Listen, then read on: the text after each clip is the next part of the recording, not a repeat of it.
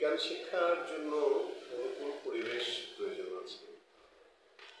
প্রত্যেকটা প্রতিষ্ঠানেই যেন হাতে কলমে বিজ্ঞান শিক্ষা দেওয়া হয় এবং ব্যবহারিক ক্লাসগুলো নিয়মিত হয়, সেজন্য সরকারের দিক থেকে যথেষ্ট তাগাদা দেওয়া আছে। এ ব্যাপারে পরিপত্র আছে, বিভিন্ন সময় বিভিন্ন নির্দেশনা দেওয়া হয়ে থাকে এবং সরকারি বেসরকারি নির্বিশেষে প্রত্যেকটা প্রতিষ্ঠানে বিজ্ঞান শিক্ষায় ছাত্রদেরকে আগ্রহী করে তোলার জন্য, বিজ্ঞান শিক্ষায় যেন অধিক মাত্রায় ছাত্ররা পড়ালেখা করে, তাদের যেন কোনো ধরনের সমস্যা না হয়, সেজন্য বিষয়ভিত্তিক শিক্ষক নিয়োগ দেওয়া হচ্ছে এবং প্রতি বছর বৈজ্ঞানিক উপকরণ কেনার জন্য সরকার টাকা পয়সা দিচ্ছে।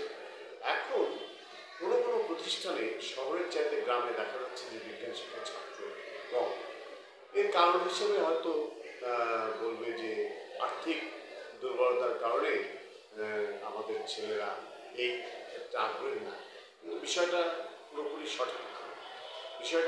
সঠিক না। এই কারণে যে আপনারা জানেন যে 2010 সাল থেকেই এদেশে বাচ্চাদের হাতে বিনা পয়সায় বই তুলে দেওয়া হচ্ছে এবং বাচ্চাদেরকে বিভিন্ন ধরনের বৃত্তি, উপবৃত্তি, দরিদ্র তহবিল সাহায্য, এগুলোর মাধ্যমে প্রণোদনা দেওয়া হয়ে বাচ্চারা যেন ঝরে না পড়ে সেজন্য চেষ্টা করা হয়।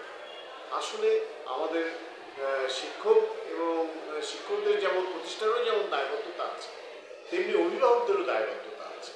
একজন অভিভাবক যদি তার সন্তানের পড়ালেখার ব্যাপারে উৎসাহী না হয়, খোঁজখবর না রাখে এবং তিনি যদি প্রতিষ্ঠানের সাথে সম্পর্ক না রাখেন, তখন কিন্তু পড়ালেখাটা সেভাবে অগ্রগামী হয় না, জবাবদিহিতামূলক হয় না এবং দেখা যায় যে অনেক সময় আমাদের ছেলেরাও মিথ্যা কথা বলে। এটা আগে ছিল যে যাচাই বাছাই করে বিজ্ঞান দেওয়া হতো, কিন্তু এখন সেই জায়গাগুলো অনেক হয়ে গেছে, দুর্বল হয়ে গেছে, সেই কঠোরতা এখন নেই। এখন সকলেই বিজ্ঞান নিতে আগ্রহী, এই কারণে যে বিজ্ঞান হচ্ছে বহুমুখী কাজের সাথে সংশ্লিষ্ট। এখান থেকে একজন এসএসসি ছাত্র পাশ করে অনেকে প্রান্তিক শিক্ষা এসেছে, সে এসএসসি পাশ করার পরে দেখা যায় যে কোনো কর্মে ঢুকে যায়। তাহলে বিজ্ঞান সংশ্লিষ্ট তো সব কিছু, এই ডিজিটাল যুগে কোনো কিছুই বিজ্ঞানের বাইরে না।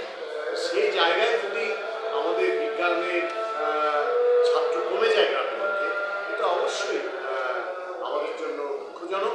তবে আমরা মনে করি যে সমস্ত প্রতিষ্ঠান প্রধান আছে, তারা যদি বিজ্ঞানমুখী হন এবং সেই প্রতিষ্ঠানের যদি রুটিনে বিজ্ঞানের ক্লাসগুলো থাকে, এই বিজ্ঞানের ক্লাসের সাথে সংশ্লিষ্ট শিক্ষকগণ যদি ব্যবহারিক ক্লাসগুলো নিয়মিত দেন এবং বাচ্চাদের আন্তরিকতার সাথে তাদের বিষয়ভিত্তিক পাঠদান করেন, অবশ্যই আমার মনে হয় যে আগের ছাত্র বিজ্ঞানের ছাত্র বেড়ে যাবে।